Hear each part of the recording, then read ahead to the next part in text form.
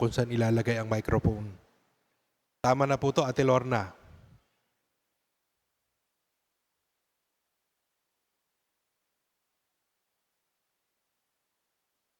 Napakaganda po ng ating pagbasa. Kailangan pakinggan po siya ng buong buo.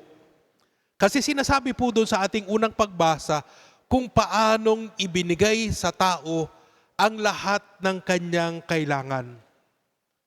Nilikha siya, hininghan ang kanyang ilong at siya'y nagkaroon ng buhay. Ang hardin ay binigay sa kanya para tugunan ang lahat ng kanyang pisikal na pangangailangan. Lahat pinagkaloob ng Diyos sa kanya. Kaya nga ba, siguro nakakapagtaka, parang bakit nalaglag pa rin sa tukso, unang-una yung babae, pero sumunod na rin yung lalaki, bakit nalaglag sa tukso ang ating unang magulang? At yun nga, dahil doon, ang lahat ng sumunod ay may bahid na ng orihinal na kasalanan. At bunga ng bahid na ito po yung tawag dito yung concupiscence. Yung concupiscence it is the tendency to sin. Kaya tayong lahat may tendency na kaagad na magkasala. At yan yung, nung tayo ay bininyagan, pinatawad ang lahat ng ating orihinal na kasalanan. Pero yung concupiscence po naiwan. Yung tendency na tayo magkasala. Kaya tayo, magpahanggang ngayon, ay nagkakasala. Pero yun nga parang magandang tanungin, eto naman ngayon si Kristo. 40 araw at 40 gabi, siya ay nag-fasting. Pagkatapos nun, siya'y gutom na kasi kung 40 days and 40 nights ka nag-fasting, wala kang kinakain, sigurado, gutom ka.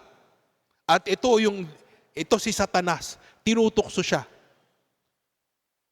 Parang iniisip ko nga, sabi ko, bakit hindi kahit isang tinapay lang? Pero sabi niya, ang tao ay hindi nabubuhay sa tinapay lamang, kundi sa bawat salita na namumutawi sa bibig ng Diyos. Iba pang tukso. Sige, magpatira pa ka dyan galing sa mataas na tore. At hindi ka mapapano. Dahil pangangalagaan ka ng mga anghel. Ang sabi ni Jesus, huwag mong subukan ang Diyos. Yung huli, ibibigay ko sa iyo lahat ng yaman at kapangyarihan sa mundo, sambahin mo lamang ako. Ang sinabi ni Jesus, lumayas ka, Satanas. Kung titingnan po natin yun, ano yung pagkakaiba nung dalawa? Dito sa ating unang magulang, parang hindi ganun kalinaw ang pagkaunawa ng ating unang magulang sa pagmamahal ng Diyos. Nandun ang lahat ng tanda ng pagmamahal ng Diyos. Pero sa kabila ng noon, sila ay kulang pa rin ang pagtitiwala sa Diyos. Parang iniisip siguro ng bakit kaya ipagkakait sa atin yung bunga ng puno ng kaalaman? Diba? Parang sinasabi mo, hindi ka nagtitiwala sa Diyos. Hindi ka nagtitiwala sa kanyang pagmamahal. Pero kung titingnan mo si Kristo, buong buo sa kanyang isip, buong buo sa kanyang puso, na mahal siya ng Diyos. Mahal siya ng kanyang Ama. Kaya hindi siya naakit, hindi siya natutokso ng yaman, ng kapangyarihan, dahil malinaw sa kanya na mahal ako ng Diyos. Gagamit po ako ng konting analogy. Pero ito po'y parang hindi po naman po ito tried and tested. Parang nauobserbahan lang po. Kung titingnan po natin, sa mga panganay po dito, sino po mga panganay dito taas ang kamay? Ayun, marami-rami ang panganay. Tapos sige, nababa nyo ng kamay. Ang mga panganay po kasi kadalasan, dahil sila'y panganay, iba yung pagmamahal sa kanila ng kanilang magulang kumpara sa mga susunod na mga anak. Ako po, hindi po ako panganay. Malayo po ako sa panganay. Pero yun nga kadalasan din, ang mga panganay, confident po siya. At siya po yung tumatayong parang ikatlong magulang. Yung nanay, yung tatay, tapos yung panganay. Siya yung tumatayo na ikatlong panganay. Meron din siyang kahit pa paanong ganong confidence. Kaya makikita po natin, parang iba ang pagmamahal, dahil iba ang pagmamahal na tinanggap ng panganay, meron din siyang responsibilidad. At carry po niya yon. Kaya makikita po natin, parang ganyan din. Dahil malinaw ang pagmamahal ng Diyos. Kaya mo ring sundin. Hindi po sumusunod ang iyong isip, ang puso, kung ano yung bawal, kung ano yung mali. Kundi dahil ito ay bunga ng pagmahal sa akin ng Ama. Your life is not governed by rules, but by love. Galing ano? Si Jesus, ganun sa kanya. His life is governed by love. He knows that God loves him very much. At lahat ng kanyang paggalaw ay bunga ng kanyang pagmamahal para sa kanyang Ama. Hindi yung bawal ito, bawal ito, bawal ito. Hindi. Ang lahat ng kanyang ginagawa ay bunga ng pagmamahal sa kanya ng Diyos at bunga rin ng pagmamahal niya para sa Diyos, Ama. It is governed by love. Hindi po batas. Kasi kung titingnan po natin, parang ganun yung nangyari sa ating unang magulang. Kahit kulang ang pagkaunawa nila sa pagmamahal ng Diyos sa kanila, batas lang. Bawal yan.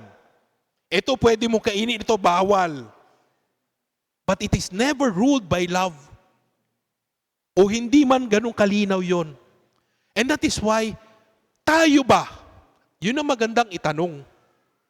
Tayo ba, are we governed by rules? By laws?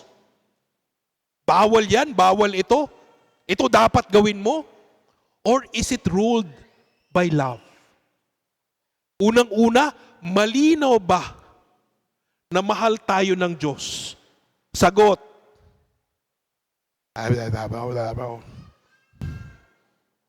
Diba? Yun ang ano dun yung unang tanong Kasi kung malinaw na tayo ay mahal ng Diyos, malinaw din ang ating tugon sa Kanya. Ang lahat ba ng ginagawa natin ay pagpapamalas na mahal din natin ang Diyos? Sagot.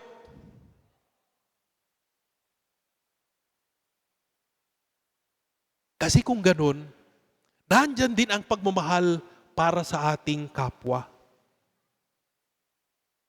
When your life is ruled by love of God or love for God and love of neighbor, nandyan din yung kapatawaran sa ating kapwa. Nandyan yung pangangasiwa sa ating kapwa. Nandyan yung pakikinig sa Diyos, yung sinasabi na, we are not dependent on the bread, but on every word that comes from God. Nandyan din yung pagtalima, yung pagtitiwala sa Diyos. Because we know that God loves us at hindi tayo pababayaan ng Diyos. Nandun yung kapanatagan ng loob. So everything now very clearly, Jesus understands and lives out in His life that God, the Father, loves Him. And now, He is responding in love. Nawa ang maging modelo natin ng pagtalima sa Diyos ay tulad kay Kristo. Bunga ng malalim na pagkaunawa sa pagmamahal ng Diyos para sa atin. At ang ating tugon ay bunga din ng ating pagmamahal para sa Diyos. Napakasimple. It's not complicated. You know, kung titingnan po natin yung Biblia, meron pong yung 10 Commandments, and aside from the 10 Commandments, there are 600 plus rules that the Jews have to follow. Isipin niyo po, 600 plus. Pero kay Kristo, malinaw. To love God with all my mind, my heart, and my whole being. That is the law.